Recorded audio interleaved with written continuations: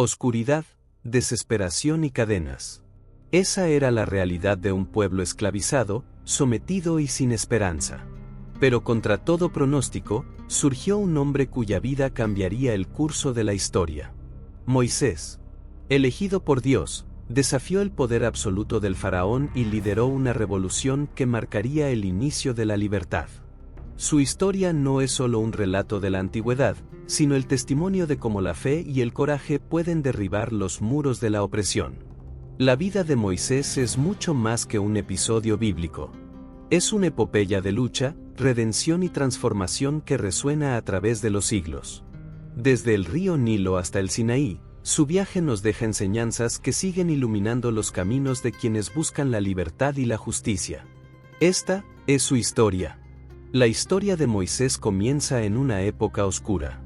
En el antiguo Egipto, los israelitas habían sido esclavizados, y el faraón, temeroso del crecimiento de esta nación, ordenó que todos los niños varones hebreos fueran asesinados. Esta cruel orden puso en peligro la vida de todos los bebés hebreos, pero una mujer, conocida como Jocabed, madre de Moisés, se negó a seguir esa sentencia. Jocabed, en un acto de valentía y fe, ocultó a su hijo durante 3 meses. Sabía que el niño tenía un destino especial y que debía ser protegido. Cuando no pudo esconderlo más, ideó un plan arriesgado pero lleno de esperanza. Colocó a su hijo en una canasta hecha de juncos y la cubrió con brea para que flotara sobre las aguas del río Nilo. Con el corazón lleno de dolor pero también de fe, la madre de Moisés lo dejó en las aguas, confiando en que Dios lo protegería. Y fue así como la hija del faraón, quien estaba bañándose en el río, encontró la canasta. Al abrirla, vio al niño, y se llenó de compasión al ver su rostro. A pesar de que sabía que el niño era hebreo, la hija del faraón decidió adoptarlo. La providencia divina ya había comenzado a obrar. Dios había dispuesto que este niño, nacido en la pobreza y la opresión, fuera criado en el palacio del faraón, con una educación privilegiada. La hermana de Moisés, Miriam, había estado observando todo desde lejos, y cuando vio que la hija del faraón había adoptado al niño, se acercó y sugirió que llamaran a una nodriza hebrea para cuidar del bebé. Así Jocabed, la madre de Moisés, pudo amamantarlo y cuidar de él mientras vivía en el palacio. De esta manera Moisés fue educado en las ciencias, la cultura y las costumbres de Egipto, pero también conservó sus raíces hebreas. Moisés creció en el palacio del faraón, disfrutando de los privilegios de la corte real. Era un hombre sabio, fuerte y educado en la lengua y las artes de Egipto. Sin embargo, en lo más profundo de su ser, siempre hubo una lucha interna. Moisés sabía que su verdadero pueblo era el pueblo de Israel, y que su destino no estaba en los palacios ni en el lujo de Egipto, sino en la liberación de su gente. A medida que pasaban los años, Moisés comenzó a tener conciencia de la esclavitud de los israelitas. Durante sus viajes por Egipto, probablemente como parte de sus estudios y formación, pudo ver de primera mano la opresión y sufrimiento de su pueblo. Cierto día, Moisés fue testigo de cómo un egipcio golpeaba brutalmente a un esclavo hebreo. Impulsado por la ira y el deseo de justicia, Moisés mató al egipcio y enterró su cuerpo en la arena. Este acto de violencia no pasó desapercibido, el faraón se enteró de lo sucedido y Moisés huyó de Egipto para salvar su vida. Viajó al desierto de Madián, una región lejana a Egipto. Allí, Moisés comenzó una nueva vida como pastor, se casó con Séfora, la hija de un sacerdote de Madián llamado Jetro, y tuvo 2 hijos, Gersón y Eliezer. A pesar de haber encontrado un lugar de paz, su alma nunca dejó de buscar el propósito que Dios tenía para él. La vida de Moisés dio un giro radical cuando un día, mientras pastoreaba las ovejas de su dueño, Jetro, se encontró con algo extraordinario. En el monte Horeb, conocido también como el monte de Dios, vio una zarza que ardía en llamas pero no se consumía. Moisés, sorprendido y desconcertado, se acercó para ver lo que estaba sucediendo. Fue entonces cuando una voz desde el interior de la zarza le habló. «Moisés. Moisés». Era la voz de Dios, quien le reveló que había oído el clamor de su pueblo y que había elegido a Moisés para liberarlos de la esclavitud de Egipto. En ese momento, Moisés sintió una mezcla de miedo y asombro. ¿Cómo podría él, un hombre que había huido de Egipto, ser el líder que liberara a su pueblo? Dios, en su infinita sabiduría, le dio a Moisés instrucciones claras: debía ir al faraón y exigir la liberación de los israelitas. Moisés, lleno de dudas y temores, comenzó a poner excusas. ¿Quién soy yo para que el faraón me escuche? ¿Qué les diré a los israelitas? No soy elocuente, ¿cómo puedo hablarles? Pero Dios le respondió con firmeza: yo estaré contigo. Moisés, finalmente recibió el llamado divino, aunque con dudas sobre su capacidad. Dios le dio además una señal para confirmar su autoridad: convirtió su bastón en serpiente y luego lo hizo volver a ser bastón, y le dio el poder de sanar leprosos tocándoles la piel. Estas señales fueron suficientes para Moisés para entender que aunque él fuera un hombre imperfecto, el poder de Dios estaba con él. Moisés regresó a Egipto, y acompañado de su hermano Aarón, se presentó ante el faraón con un mensaje claro y urgente: deja ir a mi pueblo para que me siga. Sin embargo, el faraón, arrogante y aferrado a su poder, despreció las demandas de Moisés, desafiando la autoridad divina. Este rechazo provocó el inicio de una serie de plagas devastadoras enviadas por Dios, que no solo afectaron a Egipto, sino que también desafiaron la supremacía de los dioses egipcios, mostrando al faraón y a toda la nación que el Dios de Israel era el único verdadero Dios. Las plagas comenzaron como una demostración del poder absoluto de Dios sobre la naturaleza y los elementos. Primero, el agua del río Nilo se convirtió en sangre, un golpe directo a la fuente de vida de Egipto, que dependía del río para la agricultura, el agua potable y el transporte. El Nilo, adorado por los egipcios como un dios, se tornó inútil, y con ello, Dios dejó claro que ninguna deidad de Egipto podía rivalizar con él. A esta plaga le siguieron las ranas, que invadieron las casas, los palacios y las camas, causando un caos imprevisto. Las ranas, consideradas en Egipto como símbolo de fertilidad y prosperidad, se convirtieron en un tormento para los egipcios, recordándoles que incluso lo que adoraban como sagrado no estaba a salvo de la mano de Dios. La tercera plaga trajo consigo una nube de mosquitos que infestaron Egipto, cubriendo a personas y animales por igual. Ni siquiera los sacerdotes y magos egipcios pudieron replicar esta plaga, lo que les hizo reconocer, aunque a regañadientes, que la acción provenía de un poder superior, el Dios de los israelitas. Luego, la plaga de los animales enfermos arrasó con el ganado egipcio, dañando gravemente su economía agrícola y su sustento. Esta plaga desafió directamente a dioses como Hathor, la diosa vaca, y a Apis, el dios toro, que eran adorados como símbolos de fuerza y fertilidad. Luego vino la plaga del granizo, un castigo devastador que destruyó cultivos y casas. El granizo cayó con furia, acompañado de fuego, afectando especialmente a aquellos que no buscaron refugio. El faraón, aunque observaba la destrucción, se mantenía obstinado, pero veía que el poder de Dios sobrepasaba cualquier poder que pudiera tener Egipto. La plaga de las langostas fue aún más terrible, pues devoraron todos los cultivos que quedaban, dejando a Egipto sin recursos vitales. Esta plaga marcó una etapa crítica para el país, pues la tierra fue reducida a una desolación que evidencia la incapacidad de Egipto para resistir el juicio divino.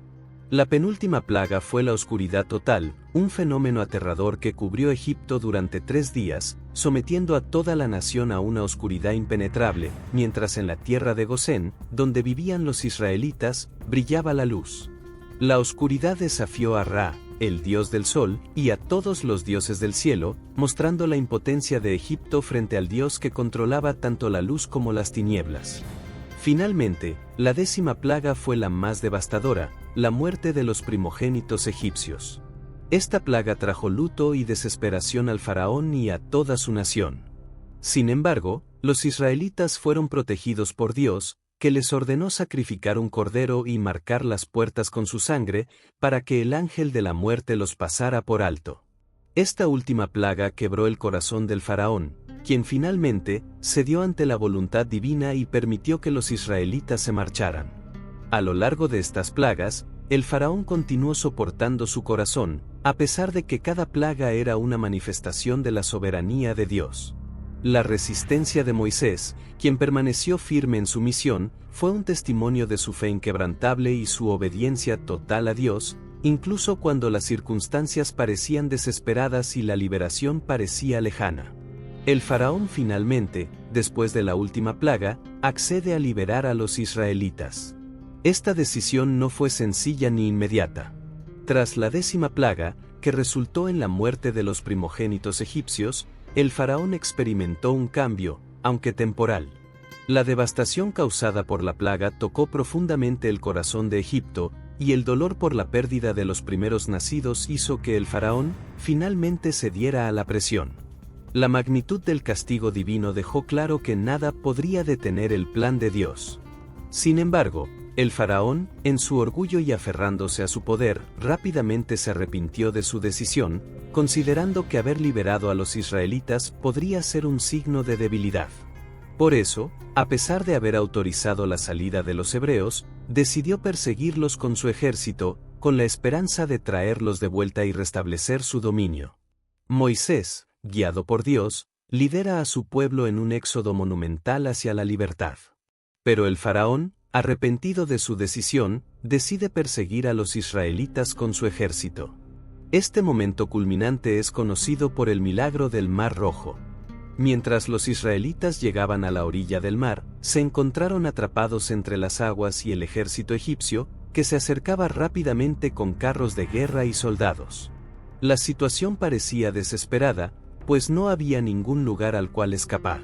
Sin embargo, en ese preciso momento, Moisés, guiado por la voz de Dios, levantó su bastón sobre las aguas del Mar Rojo. A su obediencia, las aguas se dividieron milagrosamente, formando un paso seco por donde los israelitas pudieron cruzar. Este milagro no fue solo un acto de liberación, sino un claro testimonio del poder y la autoridad de Dios sobre la naturaleza y sobre los hombres. A medida que los israelitas cruzaban, el ejército egipcio, sin saber que las aguas se abrirían, los siguieron de cerca, persiguiéndolos con la esperanza de capturarlos. Sin embargo, cuando el último israelita había cruzado, Moisés, de nuevo siguiendo las instrucciones de Dios, levantó su bastón una vez más. Las aguas del mar volvieron a su cauce, tragando al ejército egipcio y sellando la liberación del pueblo de Israel. Este milagro fue la derrota definitiva de Egipto y una señal de que el poder de Dios era más grande que cualquier fuerza terrestre. Este milagro fue un testimonio del poder de Dios y de la obediencia y valentía de Moisés, quien sin dudar, confió en la dirección divina incluso en momentos de gran peligro. Fue un acto de fe que mostró a los israelitas que bajo la guía de Dios, no había obstáculos insuperables. Pero la historia no termina allí, es solo el principio de un largo viaje hacia la tierra prometida. Un viaje que estaría lleno de desafíos, pruebas de fe y oportunidades para que el pueblo de Israel reafirme su pacto con Dios.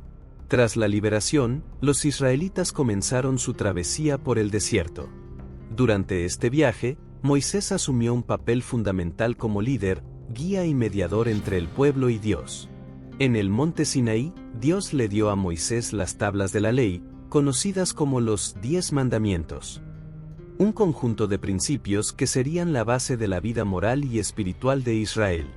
Estos mandamientos no solo definían la relación entre Dios y su pueblo, sino que también establecían principios universales sobre la justicia, el respeto y la dignidad humana, que perduran hasta nuestros días. El viaje hacia la tierra prometida fue largo y arduo, y Moisés guió a su pueblo durante 40 años por el desierto. En su papel de líder, enfrentó no solo los desafíos de la naturaleza y las adversidades del desierto, sino también las dificultades de lidiar con un pueblo que a menudo caía en la rebelión y la desobediencia. Aunque Dios realizó milagros poderosos a través de Moisés, como la apertura del Mar Rojo y el maná en el desierto, hubo momentos en los que Moisés cometió errores. En una ocasión, cuando el pueblo se quejó por la falta de agua, Moisés, frustrado por la constante rebelión de los israelitas, golpeó la roca en lugar de hablarle a ella como Dios le había ordenado. Números 28. Este acto de desobediencia fue significativo, ya que Moisés, en su ira, no siguió las instrucciones exactas de Dios. Como resultado, Dios le comunicó que no entraría en la tierra prometida, a pesar de haber sido su líder durante tantos años. El momento de la muerte de Moisés llegó en el monte Nebo, donde Dios le permitió ver la tierra prometida, pero le dijo que no la cruzaría. Moisés murió a la edad de 120 años, y su muerte estuvo rodeada de misterio. Dios mismo lo enterró en un lugar desconocido, y su tumba jamás fue hallada. Este acto final de privacidad en su muerte resalta la relación especial que Moisés tenía con Dios. Aunque no alcanzó a entrar en la tierra prometida, su vida y legado no fueron en vano. Moisés confiaba plenamente en el plan divino, incluso cuando no comprendía todos los detalles.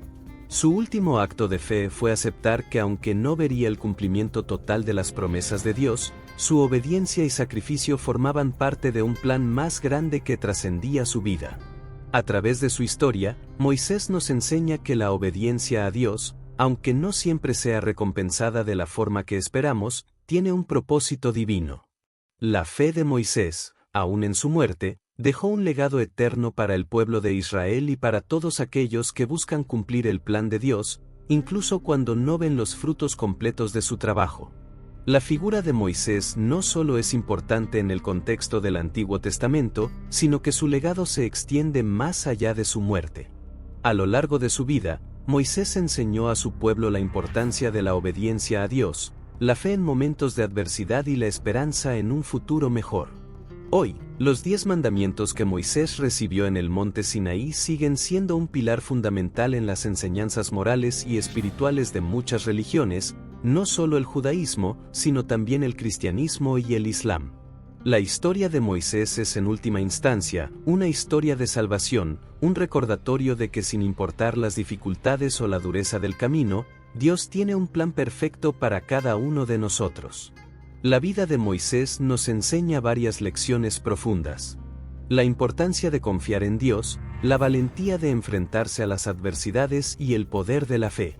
Moisés fue un hombre imperfecto, pero su obediencia a Dios cambió el curso de la historia. Nos muestra que incluso cuando nuestras fuerzas flaquean y nuestras circunstancias parecen imposibles, Dios puede usar nuestras vidas para cumplir propósitos mucho más grandes de lo que imaginamos. Si te ha gustado esta historia, no olvides suscribirte al canal y activar la campanita para recibir notificaciones de nuevos videos. Bendiciones.